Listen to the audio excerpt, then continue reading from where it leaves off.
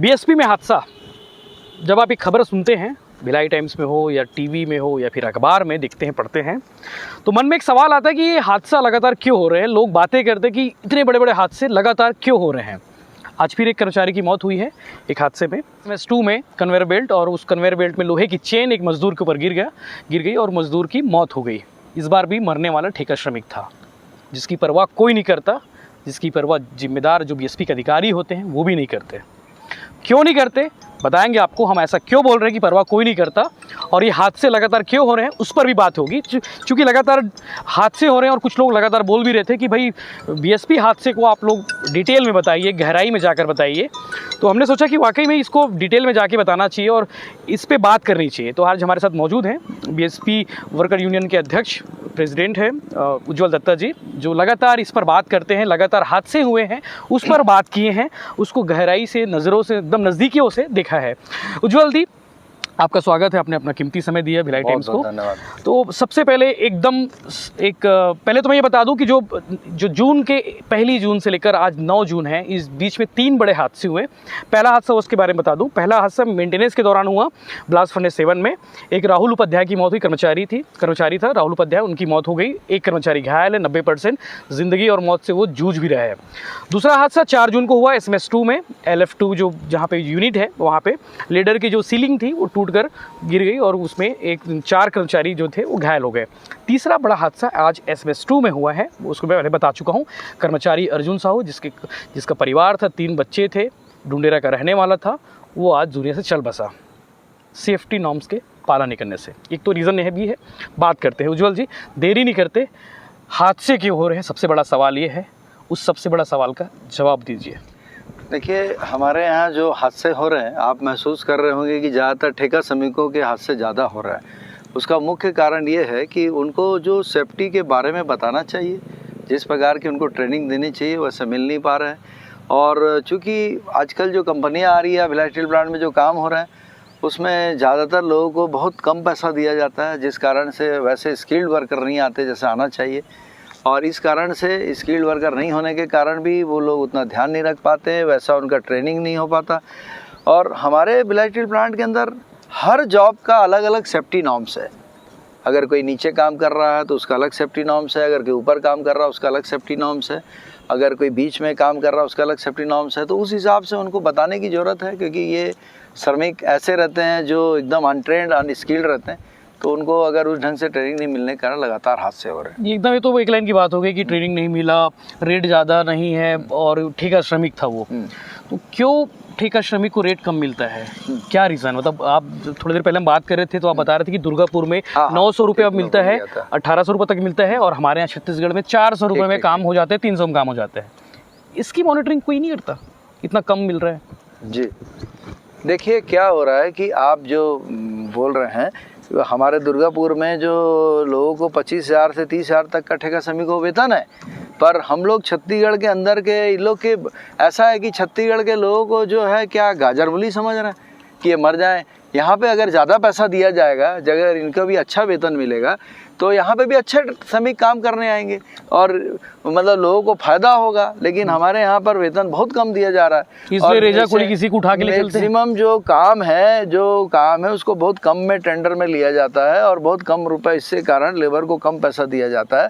तो ये गलत परंपरा यहाँ पर इम्पैक्ट हो गया है कि जो 1 करोड़ का भी काम है उसको 70 लाख में लोग ले रहे हैं। तो ये गलत परंपरा यहाँ पर आ गया है और यही गलत परंपरा ही हम लोग के लिए घातक बन रहा है। जब हम खबर लिखते हैं तो हमको जब बताया जाता है कि भाई अर्धकुशल कर्मचारी था, उसकी मौत हो गई, तो अर्धकुशल जो शब्द है, तो ये शब्द ही क्यों होना चाहिए अर्धकुशल? बीएसपी जैसे प्लांट में, सब एशिया की सबसे बड़ी प्लांट हुआ करती थी एक समय में, आज हम कहाँ पे आ गए हैं? अर्धकुशल ही क्यों होना चाहिए? मतलब नहीं, देखिए, ये अर्धकुशल नहीं है, एक्चुअल में क्या है, टेक्निकल लैंग्वेज है। ये हमारे यहाँ पे 5 प्रकार से श्रमिक आते हैं, जिसमें अनस्किल्ड, फिर सेमी स्किल्ड, फिर स्किल्ड, फिर उसके बाद है हाई स्किल्ड, ये श्रमिक है।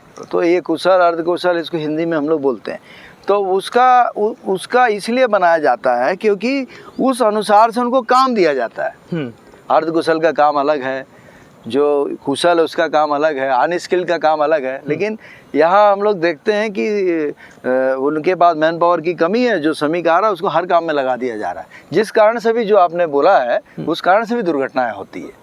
क्योंकि जिस काम के लिए वो स्किल्ड है उसके पास वो काम करता ही नहीं है। नहीं करता नहीं है, और कई बार एक एग्जांपल सेट करके बताइए, कुशल को भी कुशल का काम दे दिया जाता है। एग्जांपल के तौर पे अगर मैं तो ज्यादा जानता नहीं, एग्जांपल के लिए ऐसा है कि मान लीजिए कोई आदमी जो है वो कुशल श्रमिक नहीं है और उसको उतना हाई स्किल ट्रेनिंग नहीं है, लेकिन उसको भी अगर आप ऐसा काम दे देंगे जिसमें, जैसे बीएसपी से कनेक्ट करके बताइए ना, कि जैसे बीएसपी से कनेक्ट करके ऐसा मैं बोल सकता हूँ कि मान लीजिए हमारे यहाँ पे हाइट पे काम होता है या कई बार नीचे में काम होता है, तो हाइट में जो लोगों का काम होता है उनके पास हाइट पास होना चाहिए, हाइट के संबंध में जानकारी होना चाहिए काम करने की। कई बार ऐसे अनजान लोगों को भी काम में हाइट में चढ़ा दिया जाता है, वो लोगों को सेफ्टी का नॉर्म्स ध्यान नहीं रखता, गिर जाते हैं, ऐसे दुर्घटनाएं हो जाती है। तो उसके लिए विशेष बात ये ध्यान रखना चाहिए कि जैसा स्किल्ड कर्मचारी है उसी स्किल्ड कर्मचारी से ही काम लिया जाए, लेकिन स्किल्ड कर्मचारी आते नहीं क्योंकि उनको वेतन नहीं मिलता उस ढंग से, इस कारण वो आते नहीं है। एक समय था जब रेगुलर कर्मचारियों की संख्या बहुत ज़्यादा हुआ करती थी और अब तो बहुत कम हो गई है। ऐसा ये भी बताते हैं कि जितने लेबर अभी रेगुलर कर्मचारी हैं उससे कहीं ज़्यादा ठेका श्रमिकों की संख्या है। कितनी होगी संख्या? देखिए अभी 16,000 रेगुलर कर्मचारी है और लगभग 34,000 के आसपास ठेका श्रमिक हैं। तो अभी ऐसा हो गया प्लांट के अंदर कि ठेका श्रमिक जो है वो ज़्यादा उनको काम में लगाया जा रहा है, क्योंकि आउटसोर्सिंग किया जा रहा है, और आउटसोर्सिंग किए जाने के कारण से जो है वो बाहर से कंपनियां आती है, तुरंत कुछ लेबर को लेती है और काम में लगा देती है, और काम निपटाना ही उद्देश्य हो जा रहा है। काम को निपटाना नहीं, काम को सुरक्षित काम को करना, ये ज़्यादा उद्देश्य होना चाहिए। सेफ्टी करके डिपार्टमेंट भी तो है ना बीएसपी में, सेफ्टी जो प्रॉपर इस चीज़ की मॉनिटरिंग करती है, हादसे हो तो उसकी जांच करके रिपोर्ट भी देती है जी। वो डिपार्टमेंट कहाँ रहता है इस वक्त? और ऐसे समय में सेफ्टी डिपार्टमेंट का काम होता है कि वो हर चीज़ का सेफ्टी के चीज़ों को ध्यान रखे। जो बीएसपी में जो काम चलता है, हम लोग जो काम करते हैं उसके पहले सेफ्टी को, डिपार्टमेंट को सेफ्टी का ध्यान रखे। कहीं ना कहीं उनकी फॉल्ट है, तभी इतना ज़्यादा दुर्घटनाएं हो रही है, वो उस ढंग से नहीं रख पा रहे हैं, उनके पास जितने स्टाफ चाहिए उतने नहीं है। तो उनका और व्यापक व्यवस्था देना पड़ेगा आपको, सेफ्टी डिपार्टमेंट को और ज़्यादा स्टाफ बढ़ाने पड़ेंगे, उसमें और ज़्यादा उनको और ज़्यादा अधिकार देने पड़ेंगे, तभी वो लोग उतना अच्छा से काम कर पाएंगे। दो सरकार चाहे तो इसकी जाँच कर सकती है। सेंट्रल की खुद यूनिट है, स्टेट की जगह पे काम कर रहे हैं, तो कोई सरकार लेवल पे कोई चीज़ें नहीं होती क्या? मतलब कोई देखने वाला, कोई मॉनिटरिंग सेल हो, कोई मौके में काम हो रहा है कि नहीं, ये चीज़ को देखने का वाला? देखिए अगर किसी ठेकेदार का जो मौत हो जाता है, तो ठेकेदार के अंडर में किसी श्रमिक की मौत हो जाती है, तो उससे भिलाई स्टील प्लांट 5 लाख रुपए का जुर्माना एक लगाता है, और उसके साथ ही मतलब कि यहाँ की जो इंडस्ट्रियल और हेल्थ एंड सेफ्टी डिपार्टमेंट है वो भी आके सारे चीज़ का मौका मुआयना करती है। लेकिन ऐसा सार्थक ढंग से कोई काम नहीं हो पाया जिससे लोगों को एक लगे कि मतलब उनको इतने बड़े दुर्घटना के बाद कोई उसका एक परिणाम निकल रहा हो या कोई ऐसा बात हो रहा हो जिससे कि अगली दुर्घटना ना हो। लोग बोलते हैं कि बीएसपी काफ़ी पुरानी हो चुकी, प्लांट काफ़ी पुराना हो चुका है, मेंटेनेंस की सख्त ज़रूरत है, तो क्या ऐसे सब मामलों में के बाद बीएसपी जागता है कि अब मेंटेनेंस करना है, कैपिटल रिपेयर पे लेकर उसको मेंटेनेंस करना है प्रॉपर रूप से? मेंटेनेंस तो लगातार हो रहा है बीएसपी के अंदर, लेकिन मेंटेनेंस में जो श्रमिकों को उपयोग किया जा रहा है वो श्रमिकों को अनस्किल्ड श्रमिकों को उपयोग हो जा रहा है। वो ऐसे श्रमिक हैं उनको सेफ्टी का पूरा ज्ञान नहीं है, उनको उपयोग हो जा रहा है, इसीलिए दुर्घटना हो रहा है। और सिर्फ ठेका श्रमिक ही मर रहे हैं। ठेका श्रमिक मर रहे हैं क्योंकि बीएसपी के कर्मचारी की संख्या कम हो गई है। और इसमें अगर आपको इस प्रकार के दुर्घटना से निकलना है तो सबसे पहले बीएसपी के नियमित कर्मचारियों की संख्या बढ़ानी पड़ेगी। कोई जब मरता है, कोई स्टाफ, कोई ठेका श्रमिक मर जाता है, मौत हो जाती है, तो काफ़ी संघर्ष करना पड़ता है अनुकंपा नियुक्ति और उनके परिजनों को आर्थिक मदद के लिए। लेकिन घायल जो होते हैं उनका क्या होता है? कोई दिखता है इलाज हो रहा है कि नहीं हो रहा है? पहले तो मैं आपको जानकारी दे दूं कि ये जो ठेका श्रमिक मृत होते हैं उनको हमारे यहाँ पर सरकार की तरफ से भी बहुत सारी सुविधाएं दी गई है। जैसे उनको EDLI है, PF है, उससे पेंशन भी मिलता है, EDLI से एक बड़ी राशि मिलती है। और हम लोग ने जो यूनियन ने लगातार मांग की है कि इन ठेका श्रमिकों का सामूहिक बीमा कराया जाए जिससे 10 लाख रुपए तुरंत मिले, उस पर प्रबंधन ध्यान नहीं दे रहा, जिस कारण से सबसे ज़्यादा समस्या आ रहा है। और जब भी कोई श्रमिक मरता है तो लोग वहाँ हल्ला करते हैं हमको पैसा चाहिए, और 2 लाख रुपए ठेकेदार लोग, अब ठेकेदारों ने भी बैठक करके 2 लाख रुपए की राशि निश्चित की है इमीडिएट रिलीफ के लिए, लेकिन उससे कुछ होगा नहीं। उनको 10 लाख रुपए चाहिए। और जो सबसे बड़ी बात आपने जो प्रश्न किया कि जो घायल है, होता क्या है जब कोई श्रमिक की मौत होती है तो उस समय तो बहुत हाय हुल्ला होता है, लेकिन उसके बाद जो घायल है वो अकेला रह जाता है। और उसका उतना व्यापक सही ढंग से उसका इलाज नहीं हो पाता, और इलाज के साथ साथ उसका फिर दोबारा उसके जीवन, परिवार के जीवन यापन के लिए, रोजगार के नौकरी लिए रखते कि नहीं रखते? नहीं, घायल की नहीं लगती ना। जो मृत है उनके परिवार का तो एक अनुकंपा लग जाती छोड़ देता होगा, लेकिन जो घायल है उसको भी नौकरी देना, कानून के अनुसार उसको भी जीवन यापन के लिए नौकरी देना है, ये कानून कहता है हमारा। इसका पालन कई बार नहीं होता, जिसको बहुत दुखद बात है। ये घायलों के लिए कोई प्लान नहीं है, कोई पॉलिसी नहीं है? नहीं, घायलों को लेके कोई पॉलिसी नहीं है, उनका इलाज भर होता है। वो भी कई बार ऐसा होता है कि जब एक बार छुट्टी हो जाता है उसका हॉस्पिटल से, फिर दोबारा जब वो इलाज कराने आता है तो उसको व्यापक रूप से सहायता नहीं मिल पाती। हादसों को लेकर लोगों को जागरूक करना, कर्मचारियों को जागरूक करना, यूनियनों का भी एक बड़ी भूमिका हो सकती है। आप लोग डायरेक्ट कर्मचारियों से कनेक्ट रहते हैं, आप लोग को नहीं लगता कि आप लोग भी लगातार सेफ्टी को लेके एक कैंपेन ड्राइव करना चाहिए, कैंपेन चलाना चाहिए? तो देखिए, और क्या स्टैंड रहना चाहिए? इतना बड़ा दुर्घटना 2-2, 3-3 बार हो रहा है। हमने मांग रखी है कि सबसे पहले तो प्रबंधन यूनियन के साथ एक बैठक करे, इस पे एक कोई विचार करे, लेकिन अभी तक प्रबंधन ने कोई बैठक नहीं बुलाया, जो कोई बहुत बड़ी, एक बहुत गलत बात है यहाँ पर कि प्रबंधन ने अभी तक इतने दुर्घटनाओं के बावजूद यूनियन के साथ एक भी बैठक नहीं बुलाई कि इस पर विचार किया। कितनी यूनियन एक्टिव है? देखिए 9 यूनियन है हमारे यहाँ पे जो चुनाव लड़ती है। आपकी यूनियन, वर्कर यूनियन और अन्य 8 यूनियन है जो चुनाव लड़ती है।